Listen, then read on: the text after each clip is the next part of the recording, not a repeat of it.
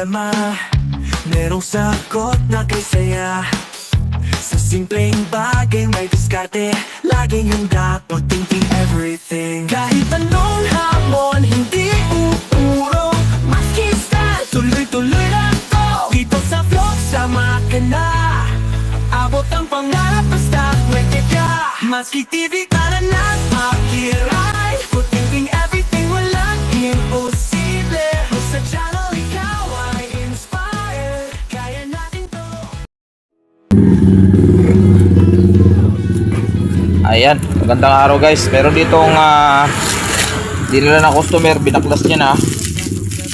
Ang problema nito guys is maingay, lumalangit-ngit.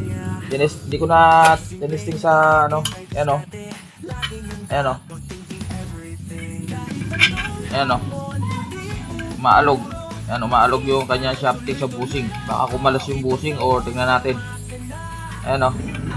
Ayan o, maingay.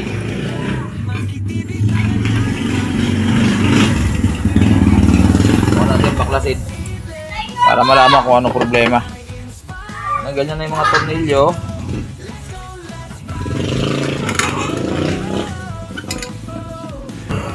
Ayan, baklas ko na yung ito, pati yung brake plate.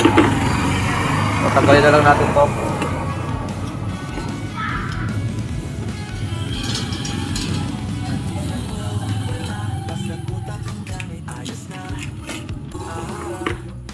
Tugtog na lang tayo dito mamaya para di tayo mahirapan. Yan.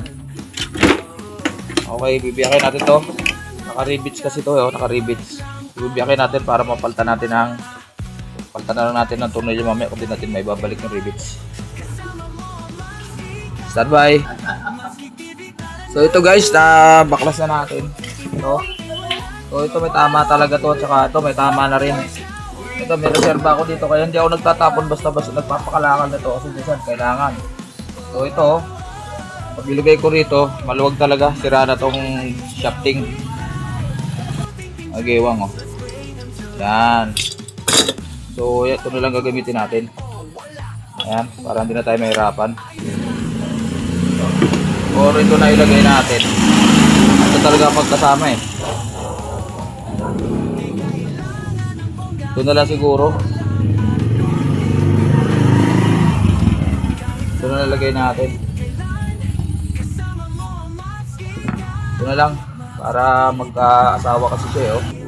So siyempre, lagyan na rin natin ng langis para sigurado. Tsaka to, itong ipapalit natin. Siyempre, linisin muna natin. Ito pala. Lagyan natin ng langis to. Ayan. Para ventilator din, may oil foam din siya. Ayan o. Ayan. Para medyo tulis na natin ito rito.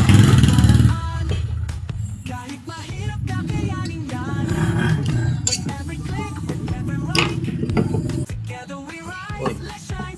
Yun, umapat na. Tapos ito na ilalagay natin. So, yan, maganda pa to eh. Ito kapartan yan dito eh.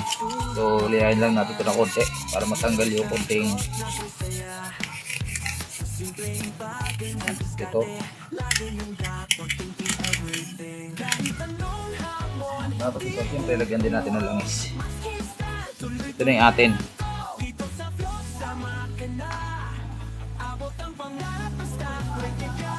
Langis to para sure. So lagyan din ito. So salpak natin to. Ayan o, kumakayod siya dito. Basta pag siyempre pag maluwag na to, kakayod ko dito sa stator nya. Ayan o, may mga tama o.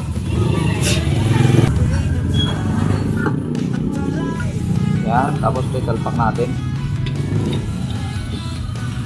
Yun. Okay, tornilyo na lang natin. Hindi natin babalik na ano. Marami naman tayong tornilyo eh. Stand by uli. Maaraw na. Inaabot na ng araw si Matski. Tingnan natin kung tama na ito haba. 4. Kunti na lang pala yung aking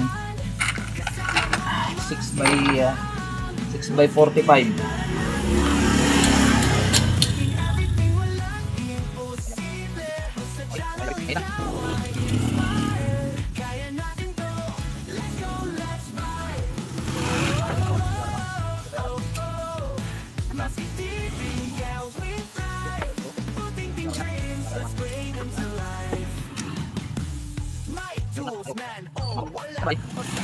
Ang gamit, ayos na.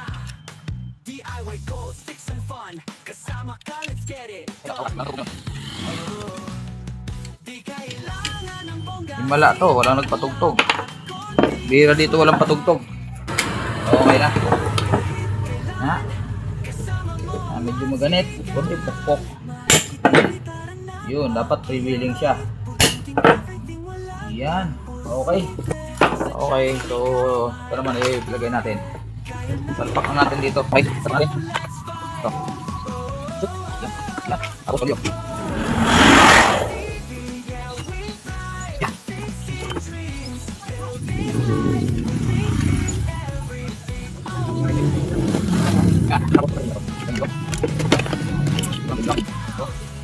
So, i-screw ko muna to. Hindi ko na sa inyo pakita para hindi masyado mahaba. Yun. Para pag preno, ayan o, pag-hila. Kanina, maingay yan, kanina. So, lagyan muna natin na screw to. Pansamantala. Kasi papaanda rin natin.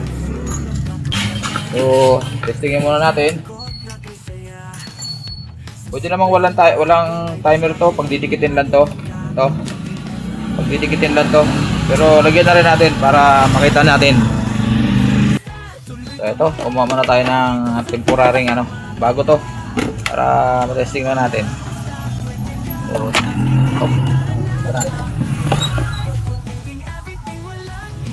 yan.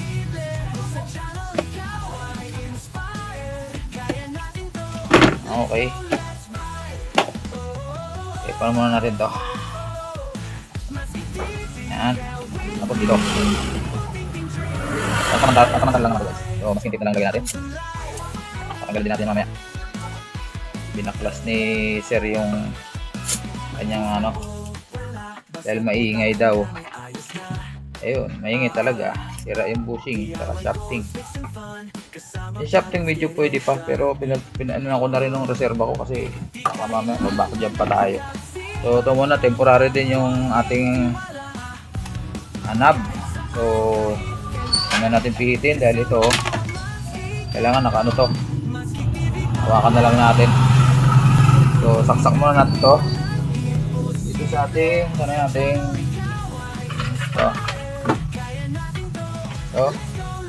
ayun, dubbing na naman tayo. May nagpatugtog bigla. Ayan guys, so switch natin. Ayan, umiikot na. Okay na, wala nang ingay yan guys. Tahimik na siya. Ayan, so tutuwa na si customer kasi akala niya maingay. Ayun, binaklas natin, nakita natin yung problema, bushing, saka shafting. Akala ko noon kumalas lang yung pinakang lock ng bushing, yung pala talagang lumuwag na. Natuyuan na lang at siyempre ginagamit hanggang kumayod na yung bushing doon sa shafting, kaya napilitan tayong magpalit. So nung inaalog ko yan, talagang kumakalog talaga siya, nakita nyo naman kanina. So ayan na, okay na, nagawa na natin at bali kalahati lang itong dala niya. Tinanggal niya na kasi nagdi-DIY si bossing, may-ari. Akala niya kaya niyang maremedyohan, ay bibiyakin yung motor, wala na siyang gamit, pwede nila rito. So ayan na guys, at matutuwa na. Pero itong plate na to ay kalawang na, ibig sabihin baka kailangan na i-check niya yung kanyang belo, yung rubber, kasi hindi niya dala na yung kalahati. So bibili na lang natin siya na gawin niya. Ayun, maraming salamat, Matsky TV, bye bye.